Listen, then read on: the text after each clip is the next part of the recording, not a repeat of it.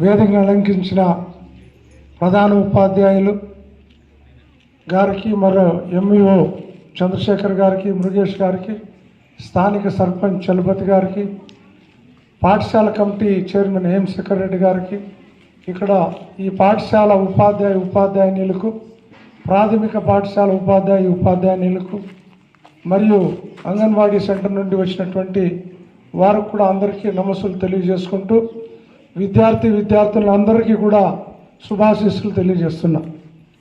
ముఖ్యంగా గిడుగు రామ్మూర్తి జయంతి సందర్భంగా ఆంధ్ర రాష్ట్ర ప్రభుత్వం నిర్ణయం ప్రకారం తెలుగు భాషా దినోత్సవం జరుపుకుంటున్నాం.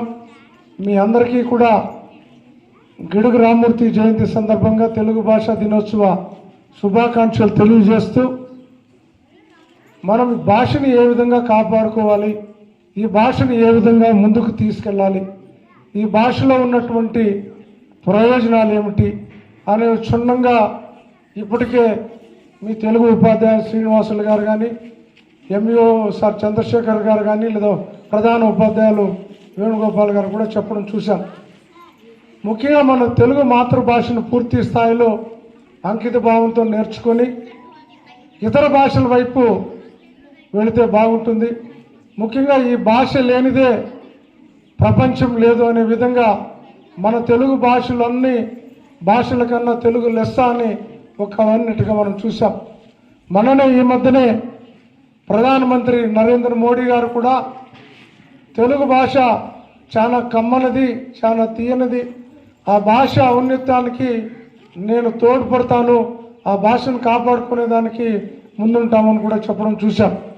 కాబట్టి విద్యార్థులందరూ కూడా చక్కనైన తెలుగులో మాట్లాడుకుంటూ చక్కని తెలుగు నేర్చుకుంటూ ఇతర భాషల వైపు వెళితే బాగుంటుందని చెప్పి తెలియజేస్తున్నా.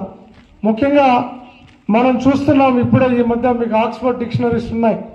అందులో ఒక పేజీలో తెలుగు ఉంటే ఇంకొక పేజీలో ఇంగ్లీష్ ఉంటుంది.